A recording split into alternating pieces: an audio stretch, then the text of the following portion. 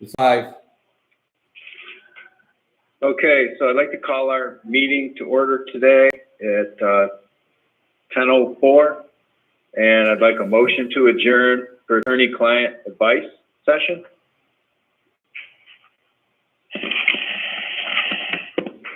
Could I have a motion for that, please? Randy? Second. Mike, second. Okay. Any discussion? All in favor, say aye. Aye. Aye. Opposed? Okay. Craig, let us know when we're adjourned, please.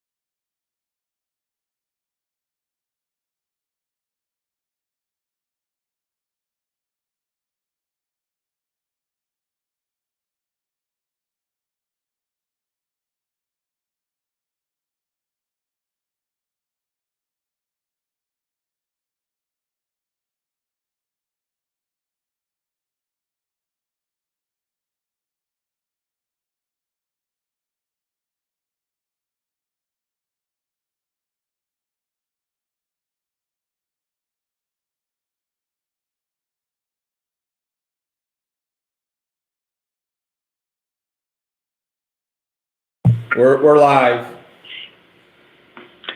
Okay, I'd like to call to order the meeting of the IDA, and it is Go ahead. 10:40. We got a motion to come out of the attorney-client meeting. I'll make a motion to come That out of wasn't attorney-client, we were actually adjourned. Okay. Just so we're live. Okay, so present we have Craig Clark, Pam, myself, Randy, Doug, Mike, Skip, and Judy, so we have the full board. Okay. All right. The first item we'd like to discuss is the pilot settlement. Can you go over that, Dan? Yeah, exceedingly good news here. As you know, the IDA, on behalf of the 3 taxing jurisdictions, the county, the town of Hume, and the Fillmore Central School District, commenced a proceeding against the Alliance Power Plant. For those who are unfamiliar with Alliance, that's the old RG&E plant next to the tomato hothouse up in Hume. And they have agreed to pay all of the back amounts due. And they have are executing today the settlement. The settlement will result in a check being paid to the IDA for distribution to the communities. That money is direct savings to the taxpayer. After expenses, it should be about $680,000 reduction in taxpayer expenses in those 3 communities. The pilot going forward is reduced to an assessment of $2 million, which for an aging power plant is actually a very fair number. We have a number of them around the state that are assessed at significantly lower than that at that age. So this is a really good settlement that was reached without protracted litigation. You've already approved the authority for this, but I wanted the communities to know and public to know that that has been resolved, and a real positive benefit for the county with what we were afraid was a long lost taxpayer.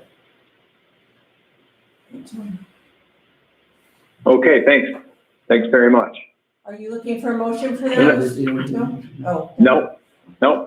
That was just Thank you. confirmation. So the next item on the agenda is Great Lakes Cheese Project Block Consideration of Funding Agreement. I'm looking for a motion to approve the funding agreement.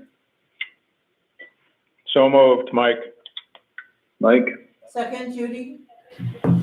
Judy? Okay, any discussion? Mr. Chairman, if you'd like, I can explain what's in front of you for the public. Okay, thank you. Excuse me. We have received an application for financial assistance from Great Lakes Cheese. Great Lakes Cheese has been working diligently for over 6 months to reach a deal with the property owners for the selected site. They have been unable to do so and therefore asked us to commence eminent domain proceedings. This is furtherance to that consideration. The IDA board has made no decisions on this project. It has not agreed to provide financial assistance. It has not agreed to do eminent domain. It is continuing to go through the procedures. We have held 3 public hearings, which were well attended. I think far more than most of our public hearings. One of them focused on the financial incentives. 2 of them were specifically about the eminent domain proceedings, and we had good commentary from the property owners and neighbors in both of those hearings. This is another step in the putting together an appropriate consideration is that a funding agreement, so that should the board decide to go forward with this, the expenses are covered by the applicant. When we make the offer, the money will be in the bank if we go ahead and make an offer. This agreement specifically addresses the issue that was raised at the hearing of, do you have the financial wherewithal to do it, should you decide to do it? Obviously, it is still our preference that the company reach a deal, and the company has made a very significant above fair market value offer. So we certainly hope that works out. But this is another step in our job as doing things before we consider the potential taking, that there be this funding agreement in place. The funding agreement also acknowledges that should the company leave and move to another part of the county, well, that's good to save the jobs for the county and good new employment. It obviously will have a negative impact on the town of Cuba. It establishes a Cuba community fund that the IDA will have some funds of its administrative fee, if it receives that fee, to be set aside to assist that community with studying reuse of the facility or other economic development. We've done, as part of our cost benefit analysis, consideration of, we recognize that, and this was brought up at the first public hearing, there will be a loss of revenue to the town and school district. There will also be a loss of revenue to the county during the abatement period. Obviously, all of those things are significantly less than the worst case scenario of the company leaving the county completely. But we are well aware of those costs and have reached out to the community leaders to work with us to deal with that. So that's in the agreement. I'm happy to answer any other specific questions about the agreement which is before you.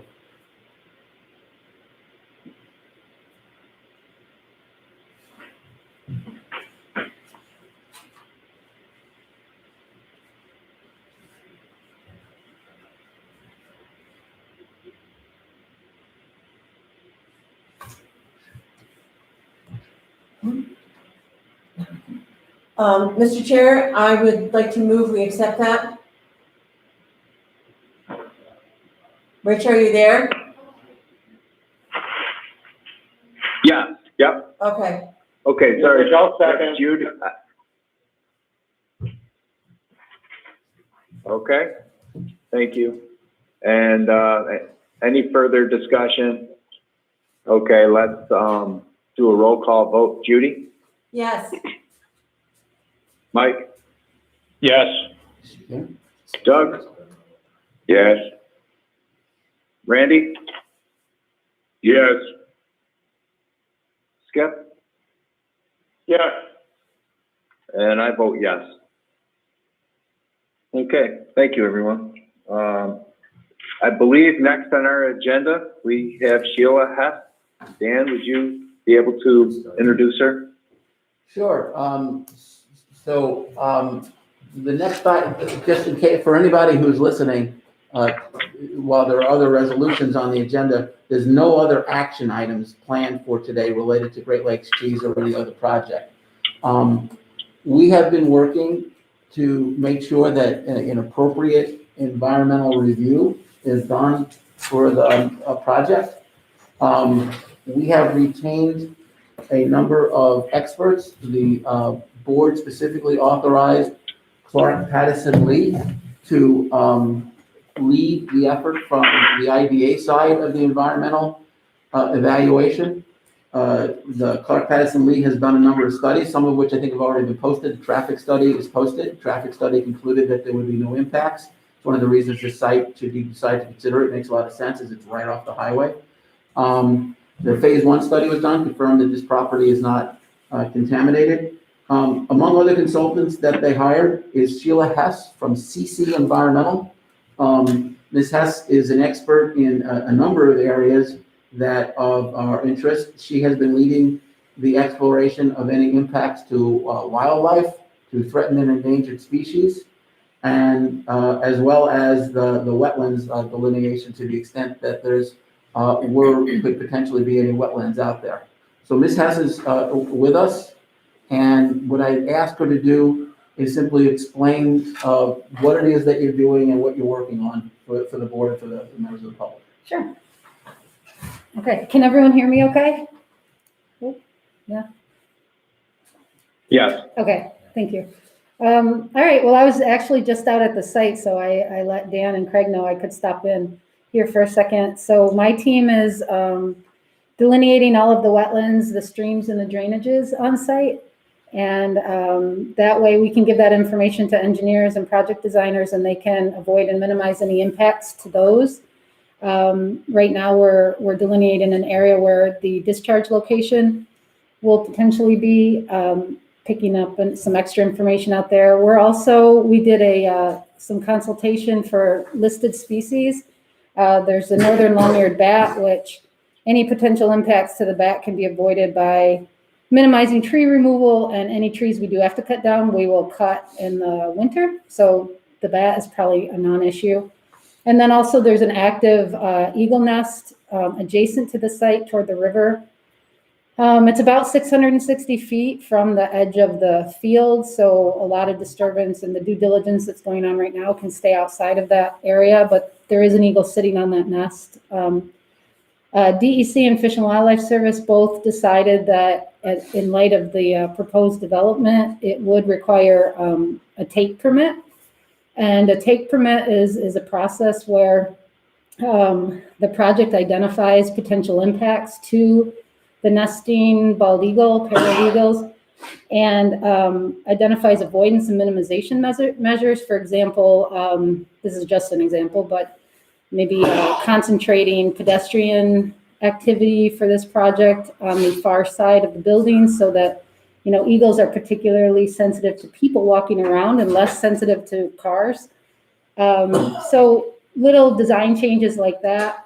Ultimately, it is a take permit though, so if there would be monitoring involved, and if the eagles decide to relocate or decide to not nest there, the permit will require a mitigation for the potential impact. And again, as an example, right now, what we're looking at would be a payment to the county rehabilitator, wildlife rehabilitator. There's really not any concern about population impacts to the eagle. The eagle is considered threatened by the state, and it's protected. It's been delisted by Fish and Wildlife Service, but it's protected under their Bald Eagle and Golden Eagle Act.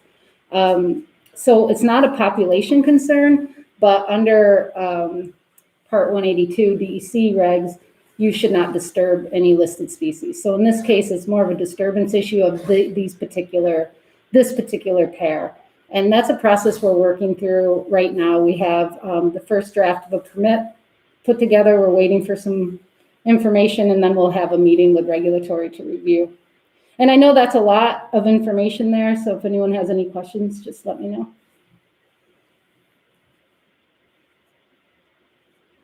So if you would also describe what you do when you do a wetlands delineation, what that means, and what the process is that you go through. Sure. So delineation, we are delineating utilizing the Army Corps method, which means that a wetland has to meet 3 criteria to be considered a wetland. It has to have wetland vegetation, hydric soils. Looking at the soils to see if there's any evidence of ponding and flooding during the growing season. And then it has to have signs of hydrology as well. So we conducted a delineation across the entire field. There's one little wetland that actually was also mapped by Fish and Wildlife Service out in the center. It's about 0.1 acre. That delineated out and is likely isolated and possibly not jurisdictional, but it is very small. And then the other areas we looked at are around the edges of the field and between the field and the river, which is also a significant natural community. It's listed by New York State Natural Heritage Program as a floodplain forest. There's not a lot of our floodplain forests left in New York State. They're also really good for farming. So they have a lot of mineral content. And this particular floodplain forest is intact, high quality. We could not delineate wetlands out there because it doesn't meet soil criteria. We'll have to see what regulatory says about that. But right now we're looking at another area, and we do map drainages as well. So drainages are often jurisdictional for Army Corps of Engineers permit requirements. We have a few of those mapped along with a stream, an unnamed stream that's on the, I can't picture the, like northeast side. Is that where the drainage is going, the discharge? I believe the North. drainage has not been determined yet Hmm. as to where it will go.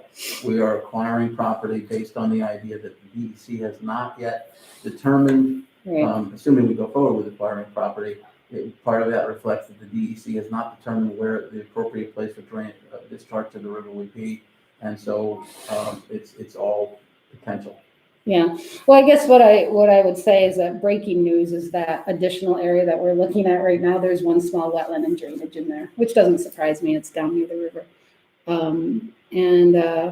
Once we have the delineation maps complete, those go to engineering.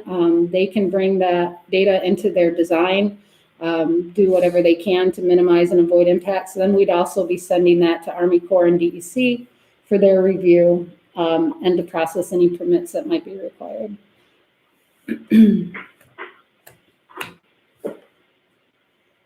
The other person who may be on the phone is Andrew. Are you on the phone? No, he's on the phone. Okay. So, the environmental consultants will continue doing their job. Andrew Passa from CPL is putting together the draft part 2 and part 3 of the environmental assessment form. You'll recall we issued a part 1 of the environmental assessment form when we did our notice of intent and in January. At the meeting on Monday, when we set up the next meeting, we will walk through that form with you and ask, basically the board fills that form out based on the consultant's advice. And then, if appropriate, you can consider adopting an environmental decision either to do an environmental impact statement or not to do an environmental impact statement at that time. Are there any other questions for Ms. Hess or about the environmental process? That's Just thank you very much for doing all of that and really allowing us to know exactly what's happening there. Thank All you. right, well, thank you. Anything else from the board? Want me to wait around or scoot? No, thank you. Thank you. Okay, the next item is to set the next meeting.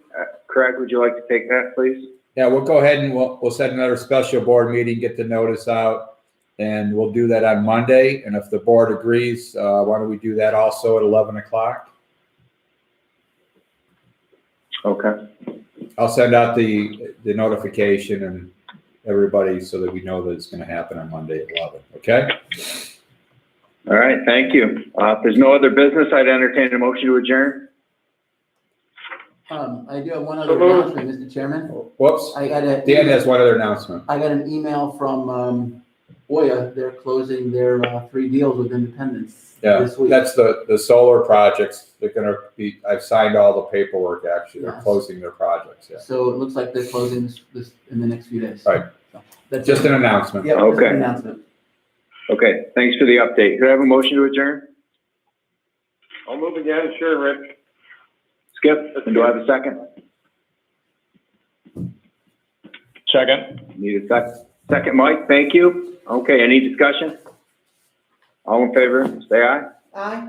Aye. Aye. Opposed? Okay, thanks, everybody. Have a Thank nice you. day. Yeah. Thank you.